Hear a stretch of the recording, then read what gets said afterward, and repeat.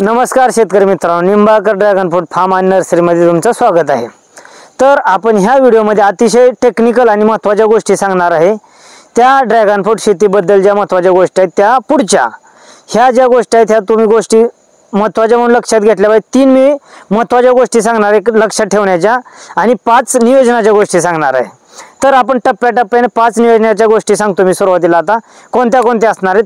पहिली गोष्ट म्हणजे तुमचं खताचं नियोजन, दुसरी गोष्ट पाण्याचं नियोजन, तिसरी गोष्ट तुमचं आजाराचं नियोजन, चौथी गोष्ट आधाराचं नियोजन आणि 5वी गोष्ट सावलीचं नियोजन। हे 5 नियोजन मी तुम्हाला ह्या व्हिडिओमध्ये सांगणार आहे। आणि 3 जे महत्त्वाचे मुद्दे आहेत ते तुम्ही कायमस्वरूपी लक्षात ठेवले पाहिजे ड्रॅगन फ्रूट शेतीसाठी।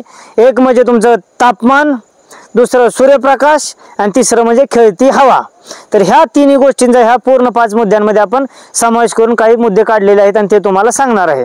तर आपण मुद्द्याला सुरुवात करूया। तर सर्वात पहिला आणि महत्त्वाचा मुद्दा म्हणजे तुमचं खतांचं नियोजन। तर खतांचं नियोजन याच्यामध्ये मी काही ठराविक मुद्दे सांगणार आहे। ते असे आहेत, खताच्या नियोजनामध्ये तुम्ही जे उन्हाळ्याच्या तयारीसाठी हा पूर्ण व्हिडिओ आहे आपला। येणाऱ्या 2025चा जो उन्हाळा आहे ड्रॅगन फ्रूट शेतीसाठी त्यासाठी लागणारी तयारी आणि त्यासाठी लागणारे खत नियोजन। तर सगळ्यात महत्त्वाचा मुद्दा म्हणजे खत नियोजनासाठी तुम्ही जे खत वापरणार आहे त्याच्यामध्ये जे तुमचं खत वापरताय ते तुम्ही शाश्वत शेती म्हणजे तुम्हाला कंटिन्यूअस लागणारं खत वापरायचं, जेणेकरून तुमची पूर्ण जी वाढ आहे त्याच्यामध्ये तुम्हाला खत पुरेसं होईल। 4-5 महिन्याचा हा कालावधी आहे त्याच्यामध्ये। आणि मे जून नंतर जे तुमचं पावसानंतर जे उत्पन्न चालू होईल त्याच्यामध्ये तो खत तुम्हाला वापरता आला पाहिजे, त्याच्यामुळे तुमचं प्रोडक्शन उत्पन्न चांगलं निघेल। तर पहिली गोष्ट तुम्ही बॅलन्स फर्टिलायझर म्हणजे तुम्ही समांतर समावेशक खत वापरलं पाहिजे, जे तुमच्या झाडाच्या वाढीसाठी तुम्हाला पुरेसं होईल आणि वाढ चांगली होईल आणि पावसाळ्यामध्ये येणारं प्रोडक्शन तुम्हाला उत्पन्न त्याच्यामधून भेटेल। दुसरी गोष्ट तुम्ही ऑर्गॅनिक कंटेंट म्हणजे ऑर्गॅनिक सेंद्रिय खतं तुम्ही वापरली पाहिजेत। याच्यामध्ये काय होतं, जर तुम्ही सेंद्रिय खतं वापरली तर ते आता टाकलेली सेंद्रिय खतं पुढच्या महिन्यानं, 2 महिन्यानं, 3 महिन्यानं, उदाहरणार्थ तुम्ही शेणखत वापरलं किंवा चिकन मॅन्युअर म्हणजे कोंबडी खत वापरलं तर ते तुम्हाला इन्स्टंट लगेच भेटत नाही तुमच्या झाडांना। ते पुढच्या 2, 3, 4 महिन्यानंतर ते तुमच्या झाडाच्या वाढीसाठी आणि उत्पन्न देण्यासाठी हे वापरलं जाणार आहे। तर तुम्ही काय वापरायचंय, जी खतं तुम्हाला शाश्वत म्हणजे काही दिवसानंतर वापरली जातील त्यासाठी तुम्हाला सेंद्रिय खतं वापरणं गरजेचं आहे। तर हे होते 2 मुद्दे आपले खतांमधले, खताच्या नियोजनामधले।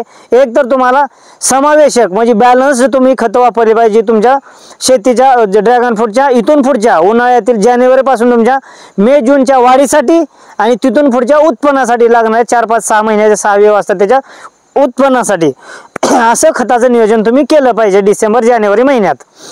दुसरा मुद्दा होता सेंद्रिय खते वापरा, तो म्हणजे तुमची खतं कंटिन्यूअस वापरली जातील आणि 4-5-6 महिन्यानंतर स्वतः तुमच्या उत्पन्नाला प्रोडक्शन फळ देण्यासाठी, फळ धारण्यासाठी वापरले जातील। हे होतं पहिलं म्हणजे आपलं खताचं नियोजन। याच्यानंतर दुसरा मुद्दा आहे आपला ते आहे पाण्याचं नियोजन। पाणी नियोजन, लोक म्हणणार पाण्याचं नियोजन काय राहते याच्यामध्ये, तर याच्यामध्ये काही मुद्दे आहेत।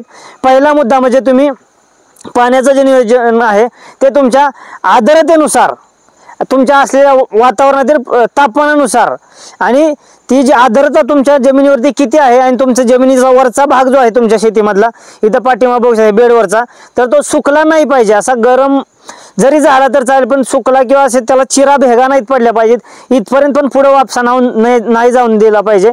तर असं तुमचं आर्द्रता ओळखून तुम्ही पाणी दिलं पाहिजे। हा पहिला मुद्दा पाणी नियोजनातला।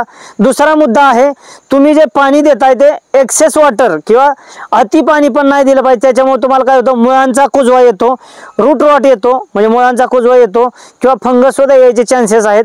त्याच्यासाठी पाण्याचं सुद्धा नियोजन तुम्ही व्यवस्थित केलं पाहिजे आणि त्याच्यामुळे तुमचा बॅलन्स्ड पाणी वॉटर नियोजन, वॉटर मॅनेजमेंट किंवा पाण्याचं नियोजन झालं पाहिजे। हे होतं आपलं दुसरं नियोजन, पाण्याचं नियोजन। आता तिसरं नियोजन जे आहे आपलं ते आहे आधाराचं नियोजन।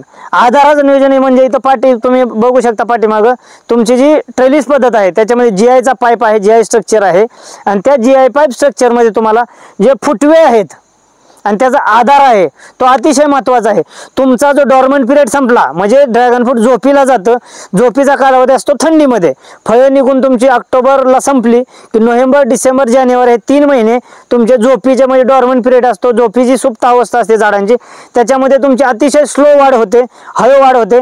त्याच्यानंतर तुमची जानेवारीपासून 14 जानेवारी म्हणजे साधारण मकर संक्रांती संपल्यापासून तुमचं टेम्परेचर वाढायला सुरुवात होते आणि तुमचा दिवस सुद्धा वाढायला लागतो। त्याच्यामुळे टेम्परेचर वाढल्यावर तुमची वाढ जी आहे ड्रॅगन फ्रूटची तिथून थंडी जशी कमी येईल तशी वाढ सुद्धा फास्ट व्हायला चालू होते। तर ह्याच्यामध्ये तुमची वाढ फास्ट चालू झाली की त्याच्यामध्ये ट्रेलिस पद्धत असो किंवा तुमची पोल प्लेट पद्धत असो, त्याच्यामध्ये ती झाडांची जी फांद्यांची वाढ आहे ती व्यवस्थित नियोजनबद्ध असली पाहिजे, जेणेकरून तुमच्या फांद्यांना आधार भेटला पाहिजे। मी हा मुद्दा आहे माझा, आधाराचे नियोजन, मग तुमच्या फांद्याला आधार भेटला पाहिजे। खालून जर तुमचा वरती नवीन प्लॉट असेल तर फुटवे काढले पाहिजेत आणि एकच फांदी वरून खाली आधारासाठी खाली सोडली पाहिजे। तसंच याच्यामध्ये वेड्या वाकड्या जी फांद्या आहेत त्या सुद्धा तुम्ही काढून टाकल्या पाहिजेत। हे होतं आधाराचं नियोजन आणि तुमच्या व्यवस्थित अशी छाटणी झाली पाहिजे बागेची, जेणेकरून तुमचा फुटवा आणि वाढ व्यवस्थित होईल, असा तुमचा गुंता होणार नाही, गुतडा होणार नाही।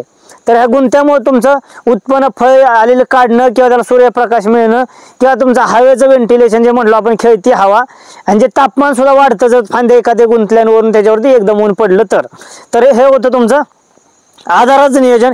याच्यामध्ये आपण एक प्रुनिंगचा पण छाटणीचा पण विषय घेऊया। ज्या तुमच्या मरलेल्या फांद्या आहेत किंवा ज्या फांद्यांना बुरशी आलेली आहे किंवा ज्या सडलेल्या फांद्या आहेत किंवा वाकडे तिकडे वाढल्या त्या फांद्या सुद्धा तुम्ही काढून टाकणं हे गरजेचं आहे। प्रुनिंग म्हणून छाटणी म्हणून सुद्धा आपण एक विषय याच्यामध्ये घेऊ शकतो। हे होतं तुमचं आधाराचं नियोजन। याच्यामध्ये भले तुमचं ट्रेलिसचं नियोजन सुद्धा असू शकतं, तर ते सुद्धा गरजेचं आहे। चौथं होतं आपलं आजारांचं नियोजन। आधाराचं नियोजन झाल्यानंतर आजारांचं नियोजन, वेगवेगळे आजार येतात ड्रॅगन फ्रूटला, त्याच्यामध्ये तुमचे वेगवेगळे पेस्ट्स असो तर पेस्ट कंट्रोल किंवा इन्सेक्टिसाइड असो त्याच्यावरती लक्ष सुद्धा ठेवणं तुम्हाला गरजेचं आहे। तर याच्यामध्ये जसा तुमचा वाढीचा काळ सुरू होतो जानेवारी फेब्रुवारीपासून, जशी वाढ तुमच्या रोपांची फास्ट व्हायला चालू होते ड्रॅगन फ्रूट शेतीमध्ये, तसं तुम्हाला येणारे आजार सुद्धा वाढतात। तर तुमचं रेग्युलर निरीक्षण असणं गरजेचं आहे। वेगवेगळे येणारे तुमचे आजार म्हणजे तुम्ही मिलीबग म्हणू शकता किंवा तुम्ही पेस्ट म्हणजे तुम्ही फंगस म्हणू शकता, रूट रॉट, कुजवा, किंवा वरती येणार तुमचा पावडर मिल्ड्यू, जे वरती फंगस जे येतात ते अशा फांद्यांवरचे फंगस, याच्यावरती सुद्धा तुम्हाला कंटिन्युअस निरीक्षण ठेवणं गरजेचं आहे। याच्यामध्ये होतं आजाराचं नियोजन, वेगवेगळे आजार येणं आणि त्याचं नियोजन ठेवणं, मिलीबग वगैरे जे इन्सेक्टिसाइड आहेत किंवा काय आहेत त्याच्यावरती लक्ष ठेवणं हे गरजेचं आहे। तर हा चौथा पॉईंट होता आपला आजारांचं नियोजन। आणि पाचवा आणि अतिशय महत्त्वाचा पॉईंट आहे तो म्हणजे आहे तुमचं सावलीचं नियोजन।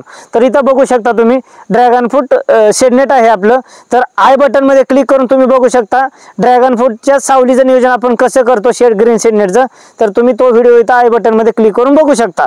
तर इथं आपला मुद्दा आहे सावलीचं नियोजन।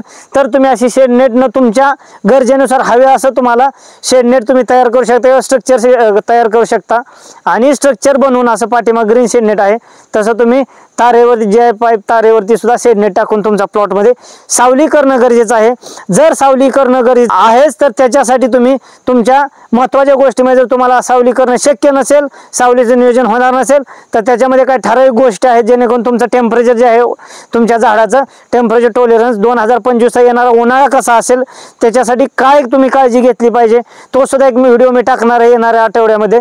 तर तो सुद्धा तुम्ही डिटेलमध्ये बघा जेणेकरून तुम्हाला अतिशय महत्त्वाच्या गोष्टी भेटतील। तर हे होतं आपलं सावलीचं नियोजन। असे आपले 5 नियोजन मी सांगितली। पहिलं नियोजन होतं पाण्याचं नियोजन, दुसरं म्हणजे खताचं नियोजन, तिसरं होतं आपलं आधाराचं नियोजन, चौथं आपलं आजारांचं नियोजन आणि पाचवं होतं सावलीचं नियोजन। ही आपली 5 नियोजन होती। ह्याचबरोबर मी 3 अतिशय महत्त्वाच्या गोष्टी सांगणार आहे तुम्हाला। 3 ठळक वैशिष्ट्य आपण म्हणतो तशी ठळक वैशिष्ट्ये जी तुम्ही लक्षात ठेवली पाहिजे ड्रॅगन फ्रूट शेतकऱ्यांनी, ती म्हणजे तुमचा सूर्यप्रकाश। तुमच्या बागेला गरजेनुसार सूर्यप्रकाश भेटला पाहिजे। त्याच्यासाठी तुम्ही जे शेडनेट वापरणार आहे मी सांगितलं आता, ते शेडनेट तुम्ही 50% किंवा जास्तीत जास्त 75% वापरा। त्याच्यापेक्षा जास्त 90% वर शेडनेट बिलकुल वापरू नका। त्याच्यामुळे तुमचा सूर्यप्रकाश जो आहे तुमच्या झाडाला सूर्यप्रकाश वाढला पाहिजे, नाहीतर बरेच प्रॉब्लेम येतात सूर्यप्रकाश नाही भेटला तर तुमच्या फांद्यावरती वगैरे जाणं। ते सुद्धा मी येणाऱ्या आठवड्याच्या व्हिडिओमध्ये सांगणार आहे, जो तुम्ही उन्हाळ्यातील 2025च्या नियोजनासाठी मी बनवणार आहे त्याच्यामध्ये सांगणार आहे। तर पहिलं होतं सूर्यप्रकाश, दुसरं ठळक वैशिष्ट्य आहे तुम्हाला तापमान, तुमच्या बागेचं व्यवस्थित तापमान संतुलित राहिलं पाहिजे.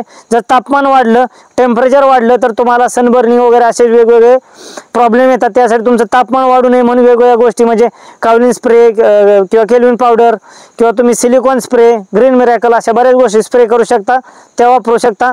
आणि तिसरं अतिशय महत्त्वाचं ठळक वैशिष्ट्य म्हणजे खेळती हवा, व्हेंटिलेशन, एअर सर्क्युलेशन. तुमच्या बागेला हवेचं खेळतापणा असणं गरजेचं आहे. तुम्ही जर शेडनेट टाकलं तर तुम्ही असं पूर्ण शेडनेट, डाळिंबाच्या बागा जसं झाकतात तसं पूर्णपणे झाकू नका.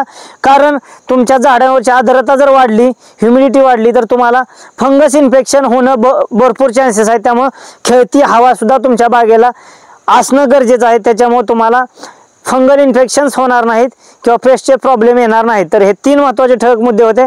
पहिला मुद्दा होता तुमचा सूर्यप्रकाश, दुसरं तापमान बागेचं आणि तिसरं होतं तुमचं एअर सर्क्युलेशन म्हणजे खेळती हवा.